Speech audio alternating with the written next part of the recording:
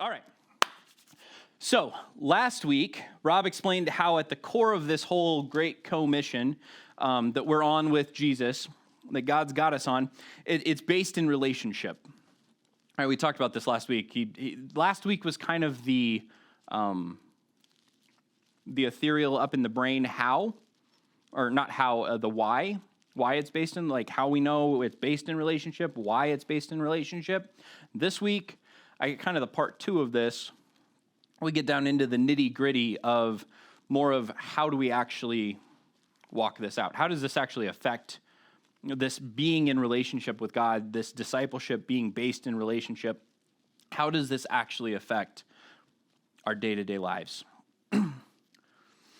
So I kind of had two questions after last week's sermon, aside from the fact that I kind of kept nodding off. So it was it a boring sermon? That was my first question. Side note, it wasn't. On second listen, it was fine. I just ate a muffin right before service, and that put me right to sleep back there. Like, I was out like a light. I've never struggled so hard in my life. That's why I can't eat breakfast before church. Gotta fast before it. Anyway, but the two actual questions I had was, what does it mean to be in relationship with Christ? I think that's okay, so if it's all based in relationship, probably should define for myself, what does that actually mean? It's fine, and that's something that it's easy for us to kind of just slip over and say, like, oh yeah, no, be in relationship with Christ. What does that actually mean? And then the second part of that is, how do I go about doing that? How do I actually go about being in, like, what does that look like tangibly? Because that's still kind of a mental concept. So let's deal with that first question. Give us a little pop quiz here because, we're in school. What does it really mean to be in relationship with Christ? A, is it going to church on Sunday? B, is it following the proper church rules that you know about? You grew up with all those proper church rules. Don't cuss, chew, or drink, and grow with girls that do, or whatever. I don't know, whatever Charlie used to say. I always mess that. He's quoted that to me so many times, and I mess it up every time. So obviously I listen really well to what Charlie says. We'll cut that out. Edit that one right out and send it to him.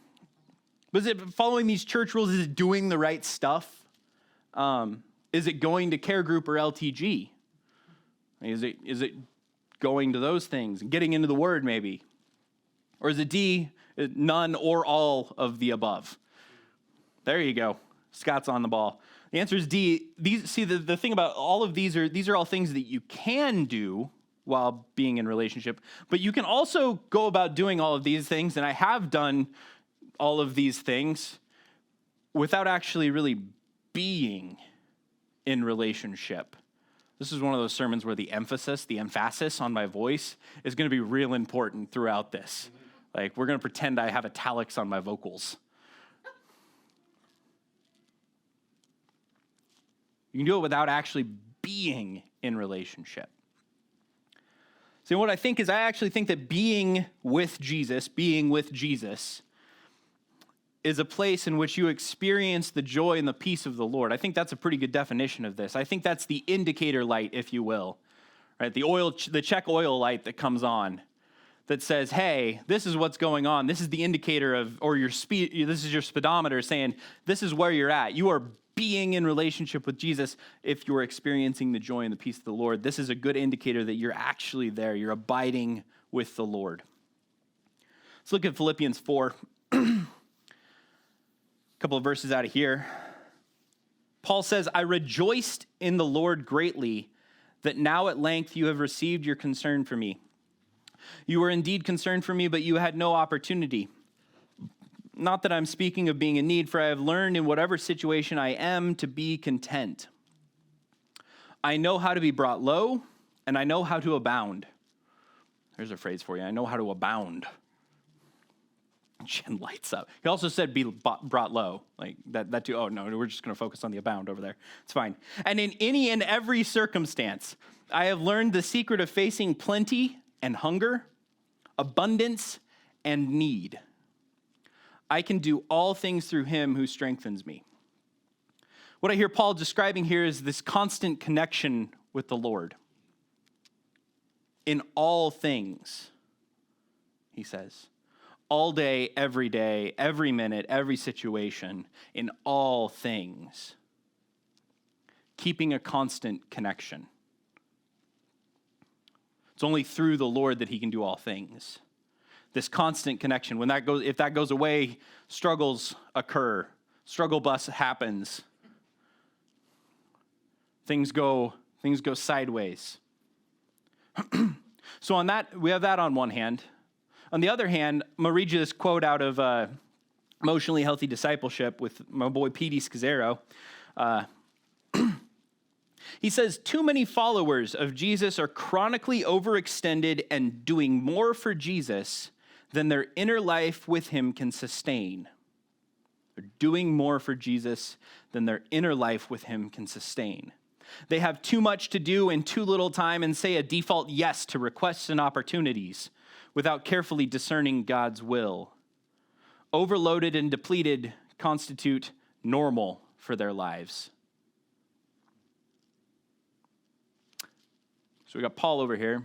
This constant connection, joy, peace in the ups and downs. And on the other hand, we got what Pete's describing here. Which description do you resonate more with? Do you resonate more with Paul or the person that Pete's describing? Do you feel like you're experiencing the joy of the Lord consistently? Do you even let yourself acknowledge how you feel, maybe? I'd ask myself that one. I'm like, do I even let myself think about this? Oh, yeah, hang on tight. We'll make it through this together, Cindy. We got to talk about that later. Which one do you resonate with? Are you doing more than your being can sustain? Let's look at Luke 10. There's a story that relates to this that we get out of Luke. It says, now as they went on their way, Jesus entered a village. A woman named Martha welcomed him into her house, and she had a sister called Mary who sat at the Lord's feet and listened to his teaching. But Martha was distracted with much serving, obviously for the Pro-Am tournament. And she went up to him and said, Lord, do you not care that my sister has left me to serve alone? Tell her then to help me. But the Lord answered her, Martha, Martha, you are anxious and troubled about many things, but one thing is necessary. Mary has chosen the good portion, which will not be taken away from her. A couple things out of this story. Mary's focus, we see in this quick little snippet. Mary's focus is on being with Jesus. She's sitting at his feet. She's listening to him. She's abiding with him. That's her number one priority. Willing to maybe put off some of the chores that need to be done. Saying like, I can wait. This is important. Martha, on the other hand, is focused on doing for Jesus. She's hosting. She's focused on this doing. And secondly, she's focused on making Mary do properly, which there might be a lesson in that. Sometimes we force people to do. Martha's anxious and irritable in this. It says she's anxious and troubled is what Jesus called it. She's anxious and irritable. How many of you have felt anxious or irritated in the last week? Uh-oh. I think I got everybody in the room on that one. Martha even tells Jesus what to do. Here's the second rough question. How many of your prayers in this last week sounded a little bit like Martha, like, Jesus, do this. This is what I need, Jesus, show up and do this. Oof. I got an opinion about this. If Mary was to help with some task of this, I think that Mary would still be doing whatever task she's doing. She would do this out of a place of being. I think this is a mindset. This is the lens they're looking through. This is their priorities showing. You know, Rob talked about this yoke, the greatest yoke last, the greatest commandment, the yoke that you put on with the rabbis of what lens, which one's the most important. Mary has being as being the most important. Martha has doing as the most important. And it shows in how they interact with Jesus here. Another point of interest, Mary is at the resurrection. We don't know where Martha is. Something to think about. See, Mary's putting this being before the doing, and if she was to do stuff, because doing stuff's not wrong. It's not like you shouldn't be a good host for Jesus. I don't think Jesus is chastising her for this, but he's saying, no, this is good that she's putting this first. This is the number one priority. You're putting the first thing first. Scazzaro has another quote that I think is helpful in this. A person who practices being before doing, kind of like we see Mary do, operates from a place of emotional and spiritual fullness, deeply aware of themselves, others, and God. As a result, their being with God is sufficient to sustain their doing for God. Emotional and spiritual fullness, deeply aware of themselves, others, and God. That sounds like 3 graphs that we might have had last week. Spoiler alert, it is. Emotional fullness, let's put that up there. Emotional fullness. This is measured by these 2 graphs, the self and the others. This is your awareness of others. This is your awareness of yourself. This is your connection with others and your relationships with others and your relationship with yourself, the self-care word that we don't like, right? That's these. How full are you is how far up on this is your knowledge and connection of yourself and your knowledge and connection with others. How deep have you gone in that? What's your emotional fullness? This affects how you relate with others. And then the spiritual fullness. This is measured by that other graph. Let's go to that next slide there. Yeah, there we go. This is your spiritual fullness is what's your knowledge of God? Yeah, knowing what he says, what he is about, who he is, and also the connection with him, like actually connecting with him. I would say that a lot of times you're doing for God. We could be doing a lot of things for God. I've been this many times. I can be doing a lot of stuff for God. It's really easy when you work for the church. You can do a lot of things for God, but that's really just the knowledge. You end up in the head knowledge area. You're not actually like abiding with him sometimes. It's really easy to get into that pattern. It's really just Martha. Martha's serving Jesus. It's fantastic. She's, I don't know, making the fancy plate of charcuterie. There we go. There it is. That was gone from my brain. I was like, celery. Celery's involved. And it's bad when they buy full celery. I don't know. Charcuterie. Martha with the charcuterie. Spiritual fullness. Okay, so this is answering our first question there of like what does it actually mean to be? I think to be in relationship with God, it's putting this being with before the doing. It's ordering this. It's making that priority straight and experiencing the joy and the peace of the Lord because of that. So let's go look at question number 2. How do we go about doing that? Okay, it's one thing to say it. It's easy to talk about it, but what does it actually look like tangibly in my life? I will say this to start with. The solution is not to just do less or to do less for God or just do less in general. That's not necessarily the answer. See, because I've seen people who could possibly be labeled as sluggard or lazy. I've seen these people, and I've heard them complain about being too busy or overextended.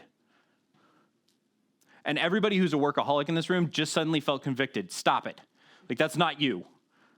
If you're feeling convicted on this, it's probably not you. That's the ironic part. But it's not, I've heard these people complain of being too busy or overextended, right?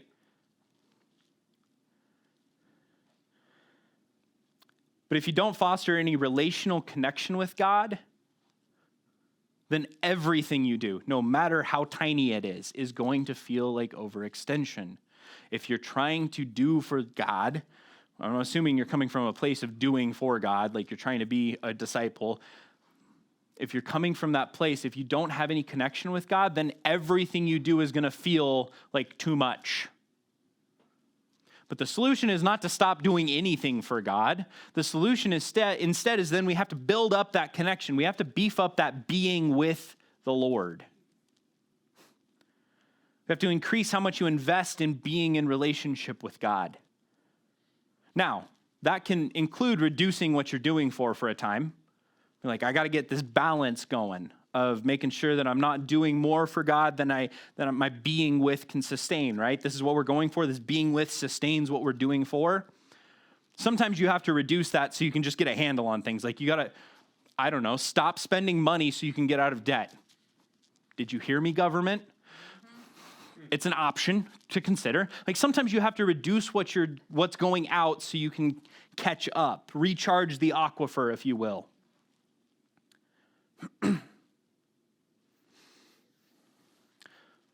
It might just mean that you have to increase what's getting poured into, though. I think there's some key pillars here that can help make this shift in your life. To increase this being poured into, this being with that we're going after. First one is to choose to make living this way a priority. Scazzaro would call this making a radical decision. It's countercultural to do this. To live this way is countercultural. It goes against everything that our fast-paced society says we should do. It feels absurd. When you choose to live this way, it feels absurd. It is so foreign because all of us have been raised in a society that is all about success, achievement, and doing more and going after, and you're never, success is like drinking salt water, I've heard. The more you drink, the thirstier you become. I'm butchering that quote by whoever famous person said it, but you can find it. This is so ingrained in us, and we're bombarded by it from the outside. It feels absurd to make this sort of choice, and it looks crazy to people. It looks absolutely crazy. Do it anyway. Choose to make living this way a priority. This is the one that we don't like, Cindy. Feel your feelings. Why am I talking about this? Why does this always happen to me? I swear Rob prays for this. Just every time he's like, Lord, please just give Logan something that he doesn't want to talk about. Feel your feelings. I got this quote from Evagrius of Pontus, which is a great name, Evagrius. He says, you want to know God? First know yourself. This is back on those graphs, kind of like Rob was talking about last week of knowledge of self and connection with self. Why do we need that? Jesus came to live a human life. He didn't come live some removed. He lived a human life with human emotions to be in relationship with people. He experienced these things. It's not holy to stuff everything you feel down into a tiny little box. That's not holy. It's not godly to suppress your unpleasant emotions or your pleasant ones. It's not godly to suppress those. I don't like hearing it. I don't like saying it, but it's true. How you feel affects others. It affects how you relate with them. You remember last week when we were supposed to love others or something like that? There was some sort of command that Jesus I think it was kind of important. I was asleep at that point, but it was kind of important. I think it was something about loving others. It affects that. If I'm emotionally jamming everything down, then I'm not being authentic. It's one of our core values. It's there for a reason. It's my second least favorite, right after roughly right. It's good. It's hard, but it's good. You're supposed to grow and learn from these feelings. You should feel your feelings. Grow and learn from them. Don't wallow in them. Don't get stuck on them, but grow and learn from them. That's probably a sermon unto itself someday. third one is to integrate silence. Now, I preached a long time about silence earlier this year, so I'm not going to talk about it a whole lot here. But I'll say this, if you can't hear from God, it's probably because you can't be quiet and listen. And if you can't be quiet and listen, then you're not going to hear from God. You're going to make him shout. And I don't like it when I make God shout. It usually ends up hurting. Right? It's unpleasant. Integrate silence into your life. This can help with this being with Jesus. Last one is commune with Jesus throughout the day. We've talked about this a little bit through the series. We've been kind of priming the pump, if you will. This is the pause app. This comes from pray without ceasing, that Paul says in Thessalonians. Pray without ceasing. This really doesn't make sense. That verse seems odd, or it just doesn't connect. You're like, how do I can't just like stop everything that I'm doing and just pray all day long. It doesn't work that way, Lord. I don't know if you know this, God, but let me tell you how it is. Let me pull out my Martha card here and tell you what's up. Pray without ceasing. When you start to implement these, communing with Jesus throughout your day, structuring this a little bit, then it starts to create this awareness of what that actually looks like. I always say pray for the tomatoes. Long story short, and if you want the full story, ask me, it's funny. But I was working on a camp. We were having a terrible week. It started off horrible. We were doing a little staff meeting midweek, and I complained. I said, I can't even cut a freaking tomato right. Like, nothing's going right. And the director was like, well, did you pray about it? I had some choice words in my inside voice. Like, well, did I pray about it? Did I pray about what? He said, well, yeah, of course. Like, why wouldn't you be able to cut a tomato with Jesus' help better than you can by yourself? I just kind of felt like dumb for a moment. So you remember to pray for the tomatoes. It's praying for keeping that connection, like Paul was talking about in Philippians, keeping that connection going all day long, constantly. So here's some 4 pillars, these kind of 4 areas where we could call them even boxes, like we're making a box, if you will, maybe a container, which is what I'm going to call it, because we're going to need some structure to help develop this idea of how to be with. Because if not, then it's going to be like ping pong balls flying everywhere. We're going to be trying to do stuff, and it's chaos. So we need a little bit of structure. Because when you're developing these aspects, and others, because there's probably other aspects where you might be able to grow and develop, you're going to find it helpful to create this structure. Like, you're going to create some boundaries, to create some guidelines, if you will. It's like the pirate's code. It's a guideline, right? To form a plan, to have something tangible that you can point to or measure, see, like, am I growing? It's like why we make graphs. We like to see things. And we'll call it, because Peter calls it in Emotionally Healthy Leader and Discipleship, he calls it creating a container to be before you do. The first option, none of these they're guidelines, they're not rules, suggestions of areas where it might be helpful for you. Maybe you'll resonate with one of these. First one is to adjust your goals or redefine your success. This is kind of along with that first one of like make a radical decision. This is like saying, what's my main goal on a day-to-day basis?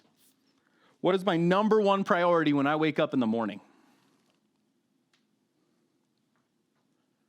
Have you thought about that?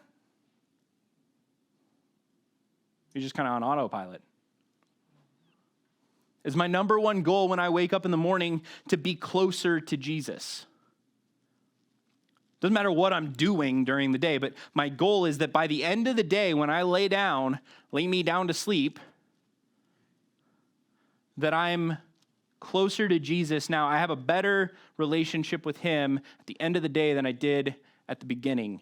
That's my goal. I bet if you woke up every morning, you looked in the mirror and you defined that for yourself, that you declared, my primary goal is to wake up and to go through my day and be closer to Jesus by the end of today than I am right now. If you said that to yourself in the mirror every morning, I'll bet you after a certain amount of time of doing that, it would probably start to happen. Because you're focusing, you're changing your focus, you're moving the end zone, if you will. Like, I'm going to put it over here on the sideline. It's way easier to get to. Looks weird for everybody else, but you're like, yeah, no, I'm going over here to score. The Gatorade table, that's my goal. Obviously, I'm really good at sports. I know how they work good. Along with that, finding accountability goes with that first one. Someone to ask how you're coming along with this. That's what we do in LTG. Like, LTG is kind of, this is setting goals, saying like, LTG is a great place to do this sort of stuff. It's not going to automatically do it. But you could integrate this. So this is goals, and then I show up and Mike says, hey, how are you doing with that this week? Be like, well, I didn't do well at all. And he's like, well, do better. I'd be like, okay. That was LTG wrapped up. Like, it's about how that goes. Add some coffee and you got it. It's fantastic. It's a little deeper maybe, but pretty close. Next one is practice Sabbath delight. We've talked about Sabbath twice now. We've had series, and spoiler alert, we have one coming up right after this series. So it's still a big deal. It's still important. This is the thing. Sabbath reminds us that God is in control. We are not, and that's a good thing. It's a weekly reminder of this. It's a regular rhythm of stopping to delight in relationship, in your relationship with God. And, you know, I think that in most relationships, if you have a consistent sort of date night, I've been told that's beneficial.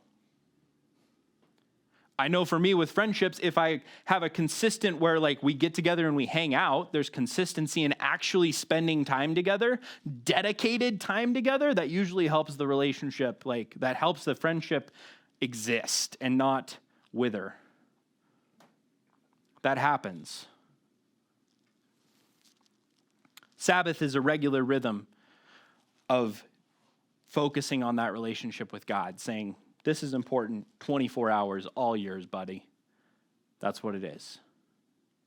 It can be super helpful in developing and growing closer to be with Jesus, not just doing for. Next one, scheduled prayer. Kind of talked about this a little bit of communing with Jesus throughout the day. This looks like this, right? But this is a good way to go about doing it. There's other ways, but this is maybe the easiest on-ramp. It's gentle, not like the Van Buren one, right? Kind of lulls you into it. This is also called the daily office or fixed hour prayer. Now, this comes from David, amongst a lot of other places, but like David practiced praying seven times a day. We get that out of the Psalms. Psalm 119. I think it's like verse 164 or something in that one. That one's huge. Daniel prayed 3 times a day. We saw that in Scripture, Daniel chapter 6, if you want to look it up. And then, you know, this is something the church, the Desert Fathers integrated. Jesus' times, they prayed 3 times a day. Like the structured prayer where everybody does this, like that, a lot of times that's helpful. But you can just do this on your own individually. Setting some rigid times, and I say rigid intentionally, rigid, like set them. Don't just be like, well, yeah, morning, noon, and night. No, set a time where you interrupt the rush of the day. It's hugely helpful. Set those times. We all walk around with these little annoying things in our pockets that beep incessantly. Set a couple of individual beeps during the day that are like, hey, pray, pray, pray. You just stop for a minute. The 1-minute pause app, that's great for that too. It'll bug you. It's been bugging me. I got my boy Kyle to start doing it last week. He hasn't actually opened the app, I've been told, but he does stop and pause when it goes off. He just doesn't want the noise because he's usually in a public place or something. He's like, I don't want to start a meditation in the middle of class. I don't know why. I think that would be great. But he's pausing, so it's the alarm that you really need. Next one is rule of life. This one's very helpful. I really like this one. What a rule of life, for those that might not be familiar with this, it is a simple and intentional plan to keep God at the center of everything that you do. It helps you visualize your time and what you want to fit into that time. It's been hugely beneficial for me as I work through that. Usually a couple times a year. Mine right now is a little chaos, so it was funny, I was talking with Rob yesterday. Both of us have to kind of do a little work on that because ours got topsy-turvied the last month or so. I'm like, yeah, I need to go back and rework that because I'm drifting off of where I need to be with that. Next one, learn from trusted companions. Specifically, people that are further along in this process than you are. Now, this can be people that you physically know, like that you actually interact with on a day-to-day basis. But this can also be people that you listen to, that you watch. Listen to the Marty on the Bama podcast. Like I go to him for Sabbath stuff.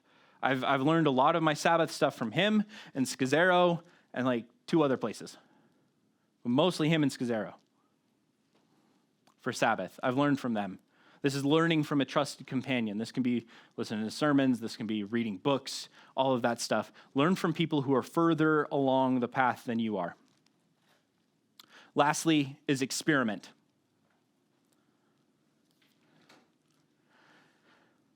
See, because everyone in this room will have a different combination of doing and being. You're going to have to balance this out for yourself. I can't give you a clear cut, like this is what this looks like. Like there's no one size fits all sort of thing. What works to balance your life is something that you'll have to test and tweak over time, individually. But what I will tell you is that the Holy Spirit will help you figure this out. He shows up in this. He teaches you. He convicts you. He's like, yeah, that's out of a line. You're ignoring this entire aspect of your life. You probably shouldn't, Logan. It's good. Now, this is also not an excuse to not make changes to try it. Like the end goal is still to move closer, move into a better balance of letting your being with sustain your doing for, right? So I'm experimenting. I just don't want to actually do it. Don't let that be you. Lastly, let's throw in a little bit of like how this actually applies to disciples, like making. Because this mostly I've talked about thus far is how to get this right for yourself. Now, how do I help others with this? How do I bring somebody along in this? Now, our definition at Mission Ridge of being a disciple is following Jesus, somebody who's following Jesus, who's changed by Jesus, and who's on mission with Jesus. Now, I came across something interesting because Scazzero has a definition for disciple. I was like, well, do I like his better? I read it. It says, an emotionally healthy disciple slows down to be with Jesus, goes beneath the surface of their life to be deeply transformed by Jesus, and offers their life as a gift to the world for Jesus. Boom. 2 different sides of the country, we still line up perfect. Yeah, get it. That's just fun. I just really like that. Like his is a little more wordy. Ours is a little simpler, a little clear cut. It's like a couple people that like to get things done, streamlined it. That one actually wasn't me. I wasn't involved in that. But if this is actually our definition, and so this is the being with Jesus, this happens from being with Jesus, and then this is the doing out of a place of being with Jesus, right? So if we're going to make disciples, then that's what that's going to look like. In the bulletin, there's I think it's graphed out there, but we call it corporate discipleship and Jesus discipleship, because this way of teaching, I've had this in business settings and I've had this in church settings, and I've used it and it's effective. But the Jesus one's a little bit better. The first one being I do, you watch, we talk, right? And we go down this. I do, you help, we talk. And then you do, and then I help. And then we flip it around, and then you do it, and I watch, right? This is like what I did this for Jen with setting up the tech stuff. This is how I teach that stuff. Is like, I'm going to do it and you're going to watch, and then I'm going to do it and you're going to help, and then I'm going to do it and then, or you're going to do it and then I help, and then it just progresses along, and then eventually you can do it and then you can teach somebody else. And the cycle continues. And that's fine and well. That's good. How do we apply a place of being in making a disciple? If I'm going to disciple somebody, how do I do it from a place of being with Jesus? What does that look like? It looks like this. I be, you watch, we talk. I be, you be, we talk. We now are both following Jesus on that original one, right? This is getting us both in like, this is what it looks like to just be with. This is developing that relationship. And then I do out of my being, and you watch, we talk about it. And then you do out of your being, and I watch, and we talk. And then you be in somebody else, and the cycle continues. But it's this coming from this place of I am just being with, and letting everything I do come from this being with. Now, what this does is it kind of frees you up a little bit, because now discipleship can be a little bit more of just, it's you. It's you being with Jesus in whatever you're doing. This is going to the store. This is watching a movie. This is cooking dinner. Whatever you're doing, do it from a place of being with, abiding, that constant connection that Paul talks about. Feeling the joy and the peace of the Lord in everything you do. And then just inviting somebody to come along with you in that journey. It's just your day-to-day life. You don't have to add another thing.